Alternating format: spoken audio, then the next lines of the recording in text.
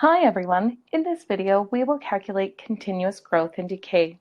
A radioactive substance has a continuous decay rate of 0.017 per hour. How many grams of a 256 gram sample will remain radioactive after 7 hours? Rounded to the nearest tenth. Because this is a continuous rate, we need to use the continuous rate formula, which is A equals P times E to the RT. The mnemonic for this is PERT, where P stands for the initial amount and A stands for the final amount. Let's go ahead and substitute what we know. We are looking for the final amount after 7 hours, so we'll look for A equals P is the initial amount, which we have 256 grams given to us in the application problem, times E to the R is the rate, and we were given a decay rate of 0.017. Because this is a decay rate, we are going to use a negative 0.017. And this is multiplied by time, and in this case it is 7 hours.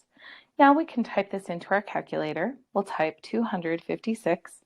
We do not need to do a multiplication sign unless you want to. And then we'll do second, which is the top left button, and then the LN button is the second button on the left above the N, or above the on, and that gives us E. Then we'll type in a negative. Now your calculator may give you a caret and an open parenthesis, or it may automatically put it up into the exponent.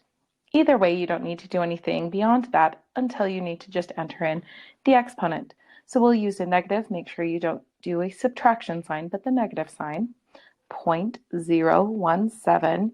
You will need to use a multiplication here, and then 7. If your calculator opened a parenthesis, you'll need to close it.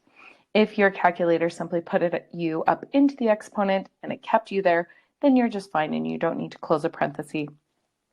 At this point, we can just press enter, and that'll give us our decay of what will be left after 7 hours.